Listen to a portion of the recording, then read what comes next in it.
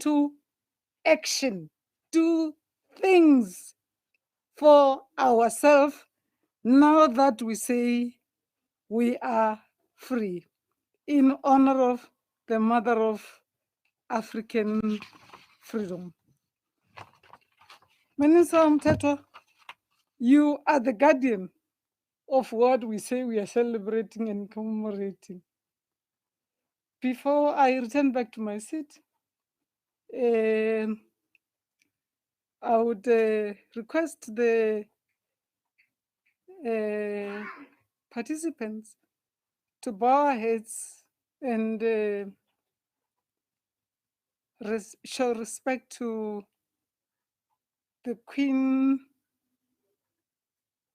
of Amanbega Zulu.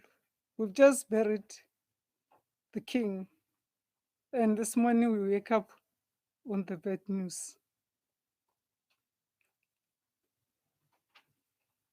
Amen.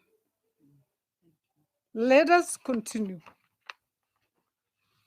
Let us continue in what we know. Be it Stockfell, be it whatever, make sure that we lift as we rise. We must not deny patriarchy. We must not say all men are patriarchal. No, only cowards are patriarchal. The real men do things with that uplift their societies. So we shall raise our boy and girl children the same way, so that when the world has or is suffering from the pandemic, like the one we don't know, the one we can't see, we also can, COVID-19, we also could deal with this one. We can say, when we say done with gender-based violence and femicide, we mean it's no longer there. I was ashamed to hear that when Beijing plus 65 was celebrated and we were given the chair, there was a saying that, but you are the only country whose women are murdered by their loved ones. In a situation like we were in a war situation, more women die in South Africa than in a war situation. Not in the name of Koko Mahomu, not in the name of Titubatsi, not in the name of Dingwe.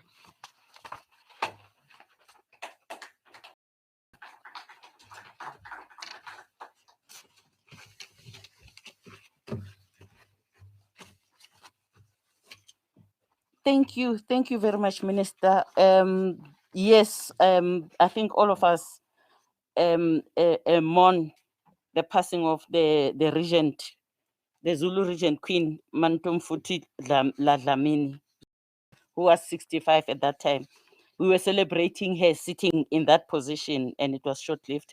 Without wasting time, I would like to call Minister Lindiwe Zulu to give a message of support.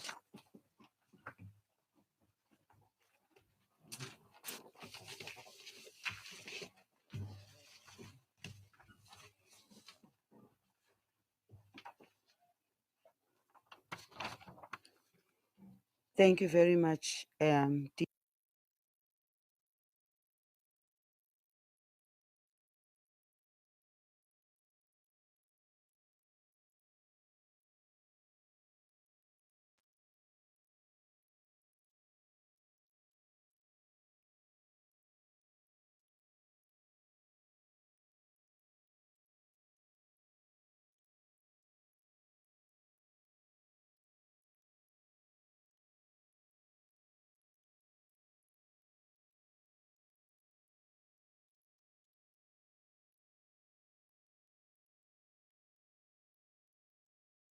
Women like her who have to be given the opportunity to get into platforms where they can speak about this history of Charlotte Mannya Maxeke.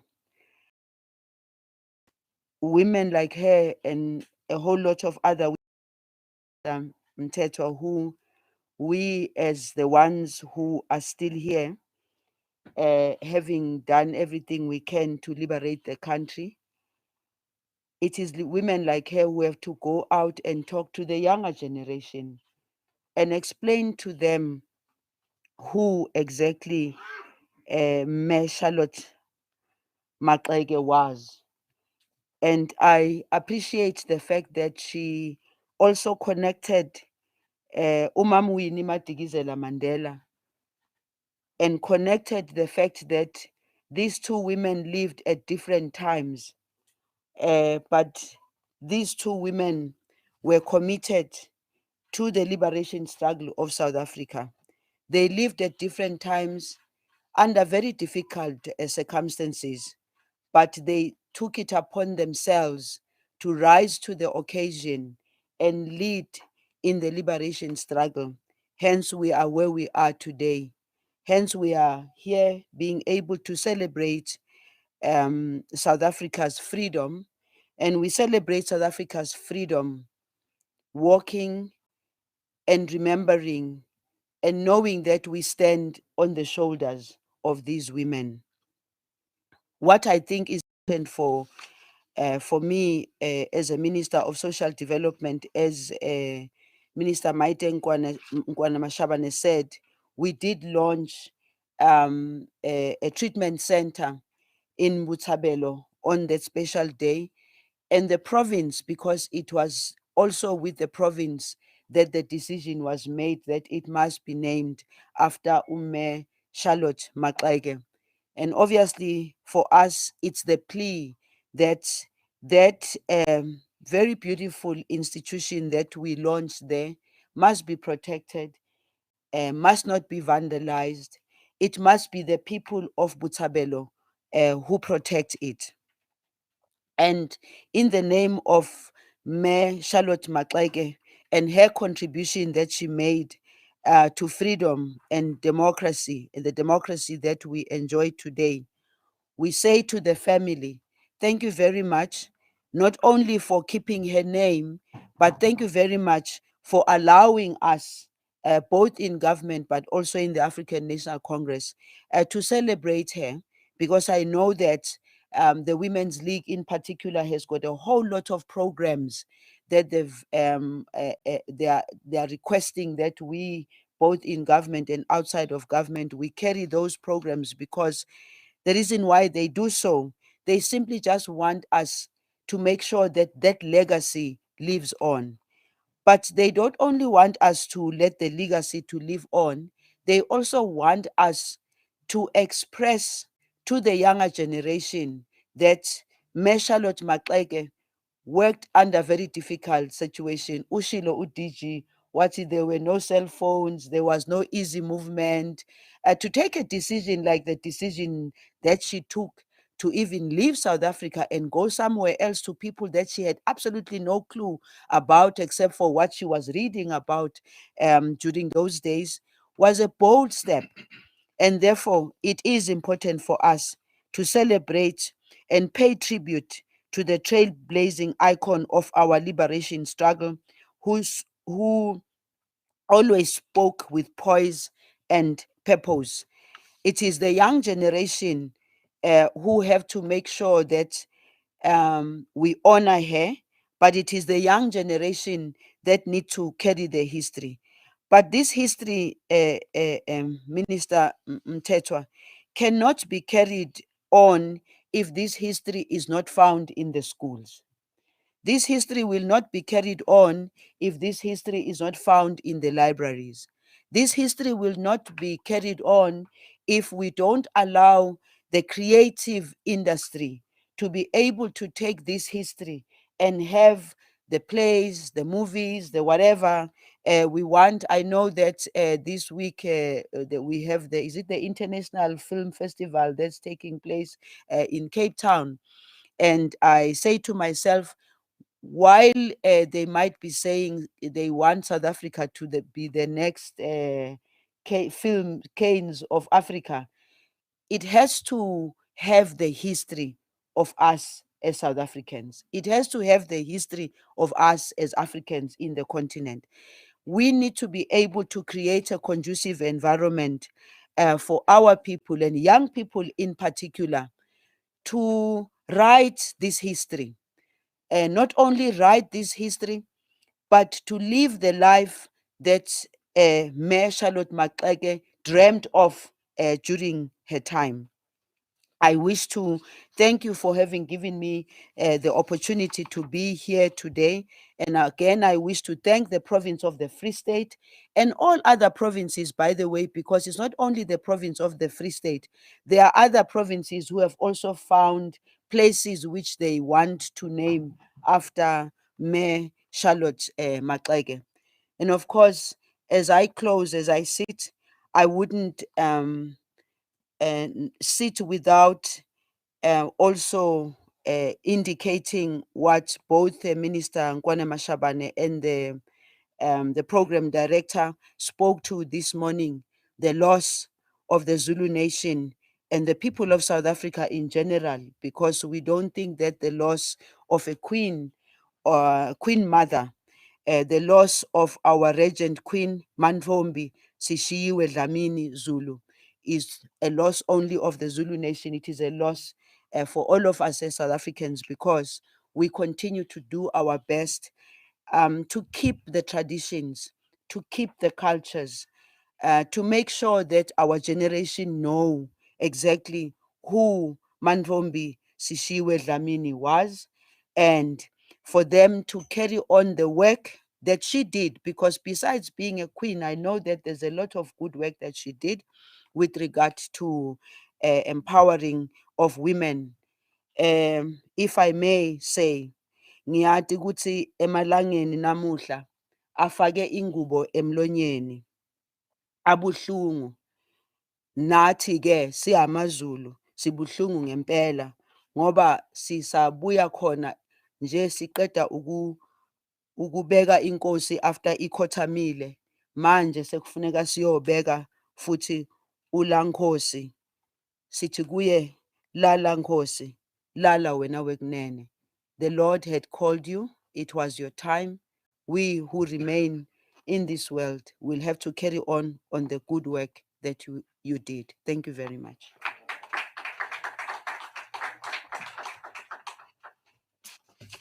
Thank you, Minister. You touched on something very important, the culture, that if South Africa becomes the cane of the film industry, South Africa must take culture into consideration. And we have a minister here who's responsible for that. And let me share with you, they say culture will eat your strategy for breakfast. So it's important that culture, you make sure that you celebrate it, but you identify areas that will bring you down. Minister Natim Tetwa.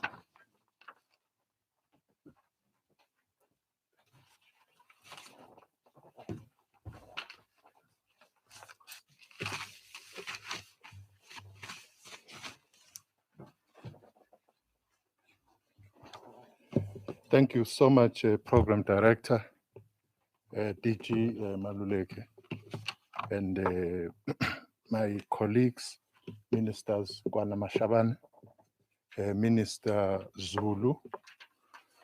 Thanks for being part of this very important and historic day, where officially, as the year of Charlotte Maxeke, we are sharing our perspectives with the nation about this colossal figure in our country and struggle. I want particularly to recognize the board of Charlotte Mannya Maxeke Institute, members of the media, and the country and South Africa at large. Ladies and gentlemen, it was not difficult to discuss and conclude with the within the cabinet about having this year, 2021, declared as the year of Ma Charlotte Mannya Maxeke. It became natural to the national executive of the country to take such a decision. I want to thank particularly the family of Ma Charlotte Maxeke, Mama Olga Sema. We definitely need more from you. If you say you can talk until the cows come back home, that would be needed. That would be needed. I want also to say to the chairman of the institute, to Lasizo Makanya, that your dedication in ensuring that we deepen the consciousness within our society to understand who this giant was has not gone unnoticed, and we should continue that way. I'm particularly pleased, colleagues and comrades, that the future of the true heritage of South Africa is guaranteed. And today is one such occasion. It's guaranteed for posterity. If we have the likes of Zulaika Patel as part of this movement, we are sure that we have a Ma Charlotte Maxeke in the making here. Because besides the fact that she's now part of the board of the Institute, she has shown this very, or she has been the epitome of the revolutionary leadership. And as young as she is, I think that we should actually be comfortable that the youth of today is not apathetic, doesn't want to know what is happening. Actually, they are very much at the center of shaping the heritage landscape in this country, which is very important, and continue to do that. And we congratulate young people like herself and encourage them to do more, because this country needs such leadership. Now, Ma Charlotte Maxeke, we're talking of a unifying force here. She was an individual but a force, a selfless being and a visionary. Now, if you look at the history of liberation in this country, you will find her footstep throughout the way. As my colleague has said here, Minister Nkwana Mashabane, that this is somebody who decided she's going to be part of the inaugural conference of the South African National Native Congress, today the African National Congress, but not just attending, posing questions and engaging. I think Nguni has put it so clearly here. But Ma Maxeke was a person of action. And it would be important that as we talk about the women's struggles and women leadership, we talk here of leadership of substance and thought leaders. It took the governing party, the African National Congress, 40 years to arrive at a point where it had to adapt its strategies of fighting colonialism to defiance campaign in 1952 and so on. But it was Charlotte Maxeke and her peers who decided, consciously so, to defy colonialism and subjugation in this country. When later the ANC spoke about mass mobilization, they did that. Jagersfontein, in Windbank, and so Windbeck, in Free State, and so on. They took it to the street and defied the authorities of the day, but they landed in trouble. And at this point, it would be important that we focus spotlight on her peers as well, because she wasn't alone in that. Abo Magabashane, or Low, or Makiwane, or Kotsi, or Simons. It's people we should know about as South Africa, because these are the people who influenced the direction of the struggle for liberation in this country. But they are unsung. We'll talk more about men in particular who led the process to the Congress of the People in 1955 with the adoption of the Freedom Charter. But we forget that in 1954, women had organized and mobilized before men under FEDSRO and came up with the Women's Charter, which Women's Charter informs the Constitution of the Republic of South Africa today. It informs the psyche and the thought of the government and its outlook of the current government on matters of women emancipation in this very country. So it's this group of women who did all these things. She was visionary because in the inaugural conference of the African National Congress, the Pixley Isaka Seme raised an issue about tribalism. That tribalism is a demon which must be buried. And Charlotte Maxeke was sharing the very same idea. Because tribalism is backwardness. And because you were dealing with a progressive leader here who understood what should be a normal, fair, and equitable society is, she understood also that tribalism had to be defeated.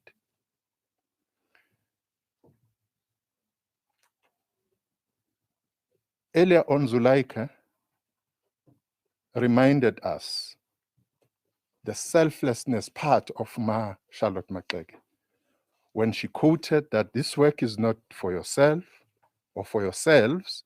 Kill that spirit of self and do not live above your people, but live with them.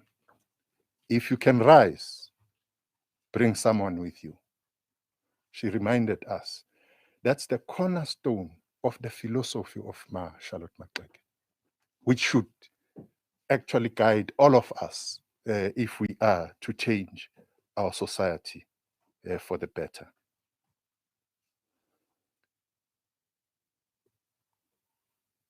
These women I've just mentioned here landed in trouble, they got jailed, they were imprisoned by defying the authorities. Those of you who know Free State, around winter is one of the coldest provinces in our country. And they were forced in prison to walk bare feet, just to make them feel the pain of fighting for justice in this country. And because that was exactly a year after the formation of the now governing party in South Africa, the African National Congress,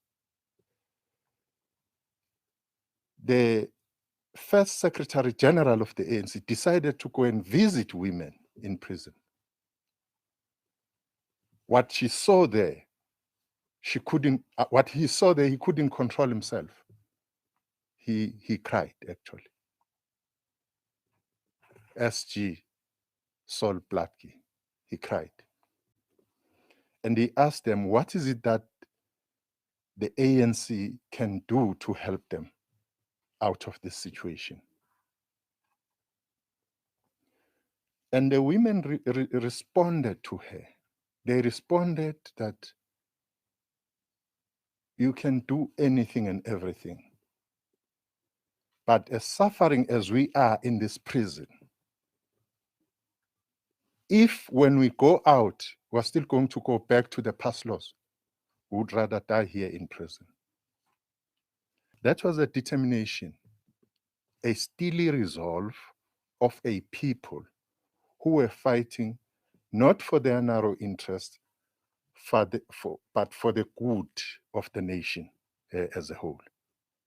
So Minister Zulu has actually touched on what they have done during the Freedom Day to keep the legacy of Charlotte Maxeke.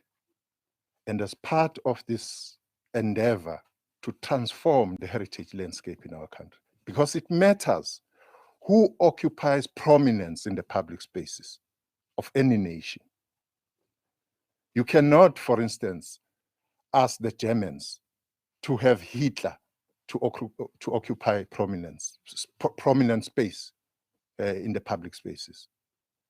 So the people who are going to be occupying these spaces are people like Charlotte Maxeke as we continue with our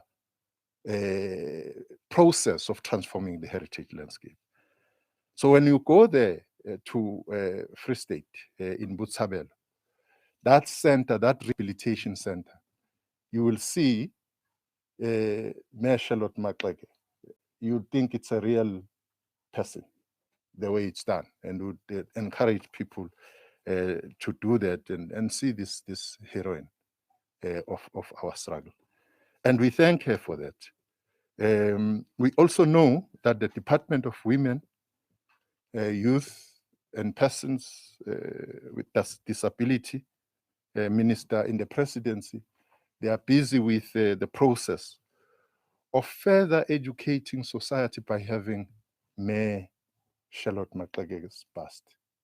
And we acknowledge those, Minister, and going to Butlokwa now, which is a place which we should always remember. You spoke about Everton. People know more about Eastern Cape as well, but also in Butlokwa, in all these places, we should feel here. We are, as the department,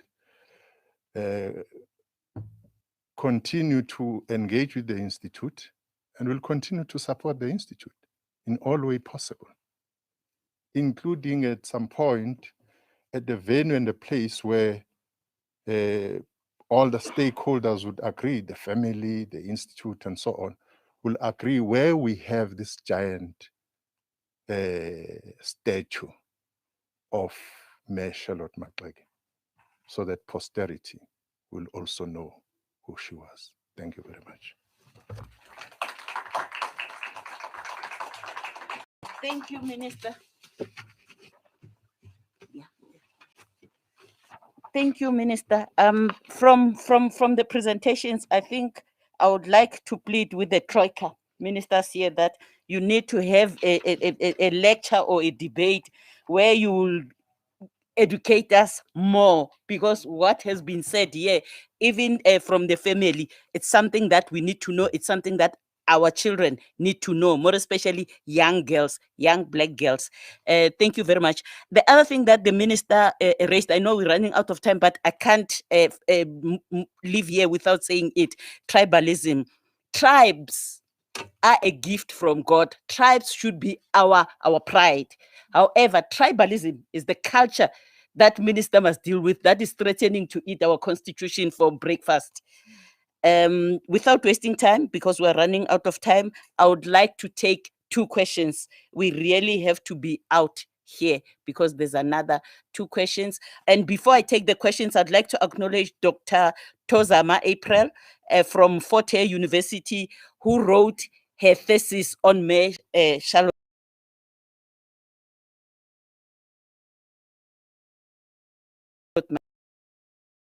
I saw one hand here. Is there another hand? Yes.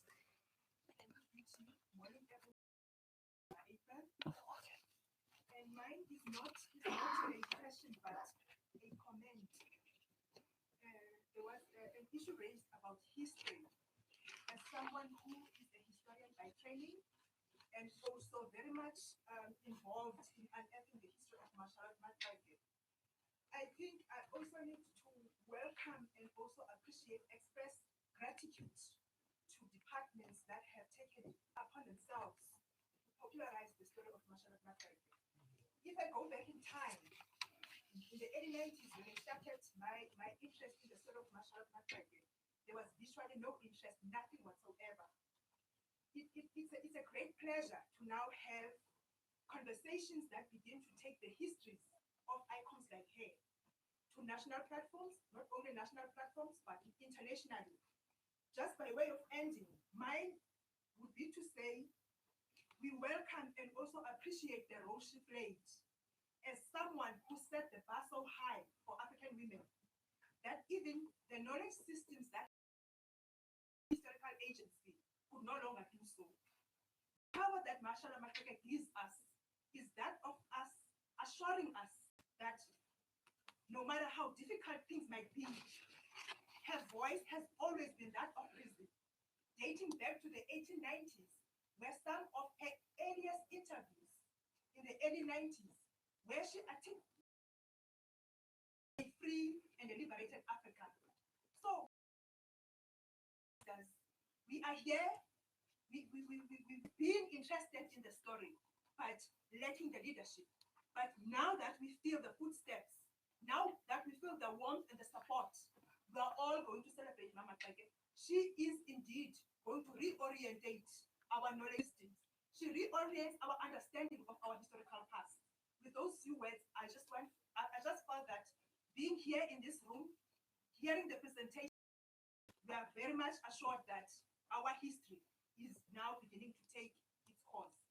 Thank you very much. It shows that we need to talk further. We need to speak further about her. I heard one of the panelists say that national public holidays are going to be aligned with this year as the year of Charlotte Maxeke. What I'd like to know is how are those public holidays going to be celebrated differently as compared to other years to set them apart? Because this one is the year of Charlotte Maxeke. And the second question goes to the Charlotte Mannya Maxeke Institute. I heard Tula Sizwe Makanya say that for her 150th birthday gift, they're going to come up with a prestigious school for girls. So if he can just elaborate on that as well. Thanks. Thank you. I think earlier on I indicated that the 21st of March was celebrated. It was the year of Charlotte Maxeke promoting human rights in the age of COVID-19. So I won't explain the ones that have passed. Now I'll talk about the ones that are coming, because the next one that is coming is Youth Day. First of all, it has already been indicated that she was an activist, and this year is the year of elections. For Youth Month, we want to dedicate and ensure that young people participate. They increase their participation in the elections. They understand the role of being involved in the elections and in governance. And those are some of the things that she was known for. So Youth Month will look at other things, but definitely will also look into that. Women's Day, as it was indicated, that it will be celebrated in Polokwane. We're focusing on economic empowerment, not just economic empowerment, advocating of promotion of rights of women, economic empowerment, and just helping people to understand where South Africa is going to, helping people to be able to participate in economic recovery that is responsible for economic recovery play a role, and that's exactly what she would have. All of us also have to take responsibility. So that would be the focus. Heritage Day